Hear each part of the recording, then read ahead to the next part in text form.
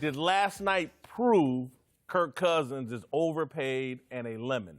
One of your better essays. I mean, maybe your best essay. That was amazing. I can't wait to hear what you got to say about it. We're going back and forth on this subject. Yeah, I can't wait. Exactly. Especially from a guy who doesn't. You don't even own a car. I do own a car. I just don't drive it. Well, and it's been paid off for years. Okay. We know how that went then. I am torn on this one. I understand exactly what you're saying. You made valid points, and it's correct. But I'm going to take you through the emotional play that every single one of the players in the NFL goes through on the day after a game. And this is why I think Kirk Cousins is having a great year despite the record. Here you go. And he validates this $84 million contract. Go ahead. Go ahead. You just went 18 minutes. I can't get 8 seconds. Here's the thing. We all sat there. You know when we get together after a win or loss, it's team meeting, right? And we're all sitting there. And last night, they lost. So today's team meeting is not going to be pretty. Then we break down to offense and defense. And then you're sitting there and you're like, okay, what did we do offensively? 7 points. Yuck.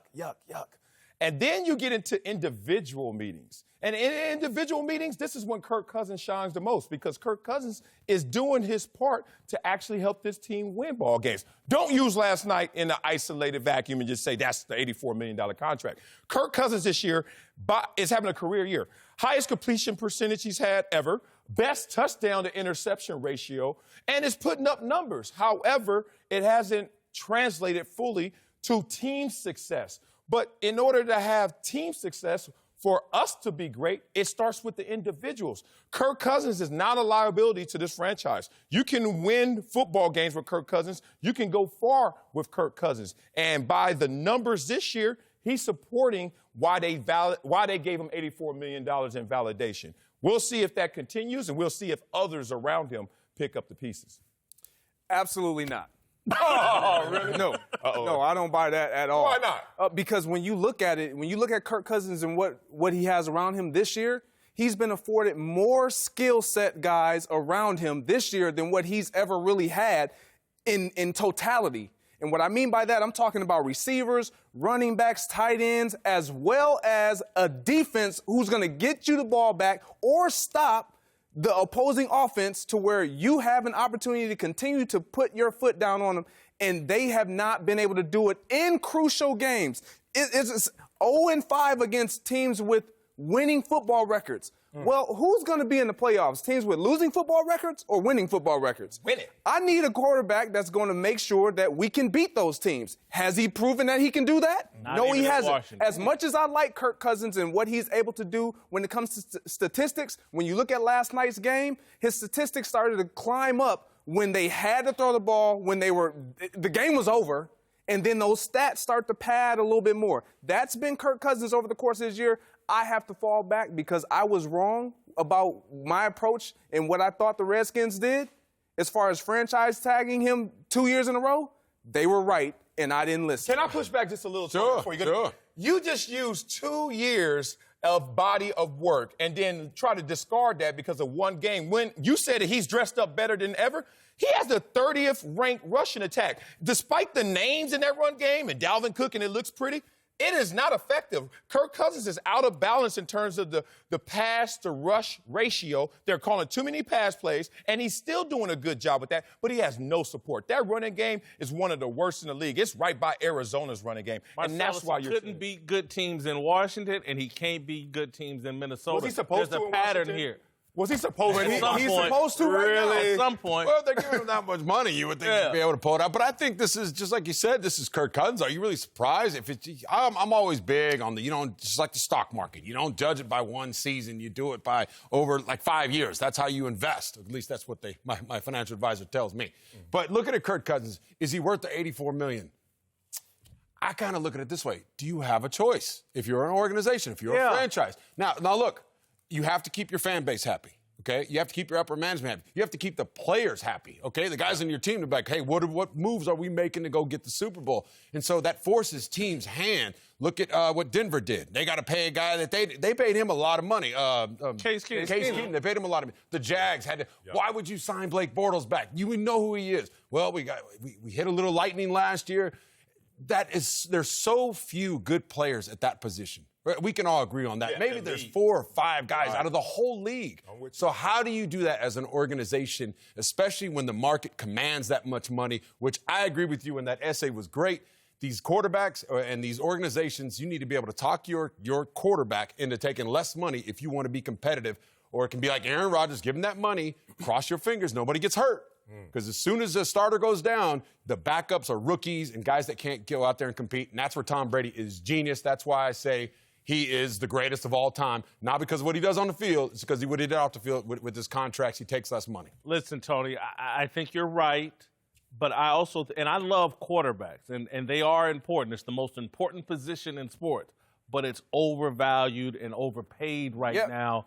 If I'm the Minnesota Vikings or any other team, I'm just bringing in young quarterbacks through the draft virtually every year until I find me a guy that I can get away with for 3 or 4 years, like Russell Wilson, or what the Cowboys are doing with Dak Prescott, or Deshaun Watson now with the Texans, or Patrick Mahomes. And then I try to talk that guy into going the Brady route because it's best for the team.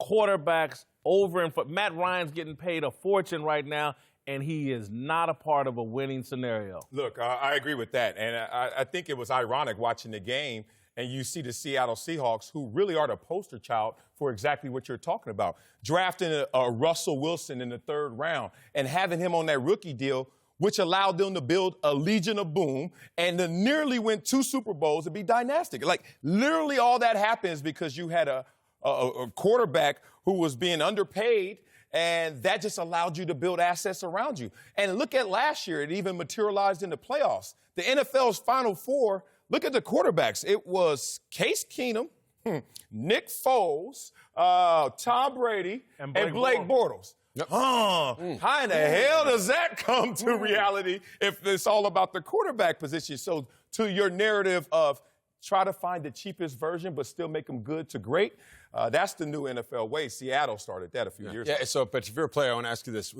Would you take less money if you're the quarterback? If you're Patrick Mahomes and you win MVP this year and you have good, successful seasons, when it comes up and they're saying you could sign for $40 million right now, but we want you to take 25 or whatever it is at that point, the cap goes up. Would you take 25? No. But again, y'all talking about the cars. I'm talking about the buyers.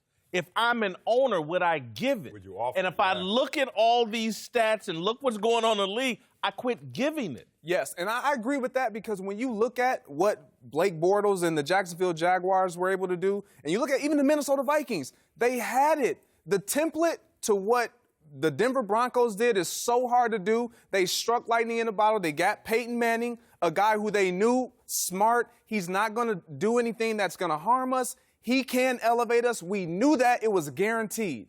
And it only lasted like that.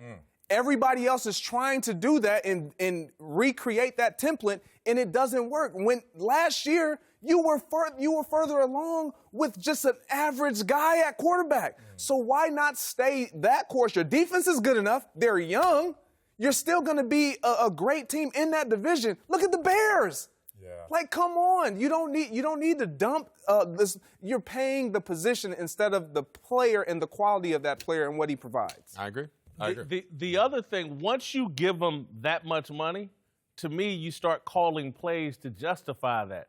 And you start, we need more passing yards. We're paying this guy all this money. It plays on that guy's ego. He's now the overwhelming star of the team, and everything has to be catered towards them.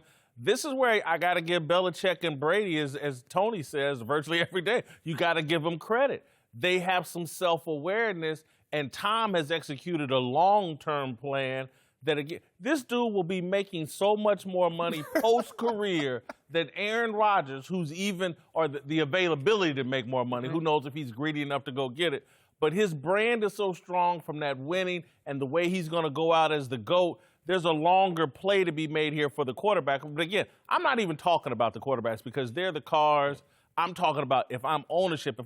This is why I think Jerry Jones is another smart guy, and we kind of laugh at him about his love affair with Dak, but I think he's going to go in and put these numbers in front of Dak and say, you want to keep winning? we got to have a full team. Yeah, or you can go, but then what about this? You say it's the cars, okay? So it's like a Bugatti, or let's go to real estate. Let's go to Beverly Hills. You live in Beverly Hills. The house in Beverly Hills is going to cost you between starting a nice house is going to start around $10 million for a house. Yeah. Just for a house. Okay? Will you pay for it? You're like, well, because if you don't pay for it, somebody else is going to pay for it. You can say, you know what? Forget it, man. I'm moving to Nebraska, and I'm going to get me a big old spread. Issue, though, you're not going to do that. But the issue is, though, I don't have to live in Beverly Hills to win the Super Bowl. And so I can live in Carolina. Studio City, baby. I'm still winning out here. It still splashes. It makes the splash. You're like, hey, where do you live at? Studio City, or you live in Beverly? Oh, you live in Beverly. Like, it makes noise. And I think that's the point I'm getting at when I said that before, that these teams have no choice. I mean, they're like, okay, because there's so few of them, too. This is all of Beverly Hills real estate, also very few houses, too. So someone is going to pay it. If not you, if Jerry Jones goes to Dak and Dak says, well, forget that, I want my money. And Jerry now can say, all right, well, I'll see you later. There's the door. Team out there that's going to give Dak. Somebody's going to give it to him. But there are smart people that you live in Studio City, right? That's right, represent. Yeah, trust me. There are smart people that go out to your house, because I've been and like, damn. How much? Yeah. You hooked it up. Yeah. And I'm looking at people in my neighborhood that ain't got near that, and they're paying a fortune. Yeah. That's what value proposition. Yes. And so I just, and you know, it's like you tease me about my car or whatever, but yeah, I got a 2007. It's been paid off since 2008. There it is. And I don't drive it anymore because I figured out there's a better way to skin the cat. Yeah. Uber and walking. You must be Ubering a lot, then. That's how the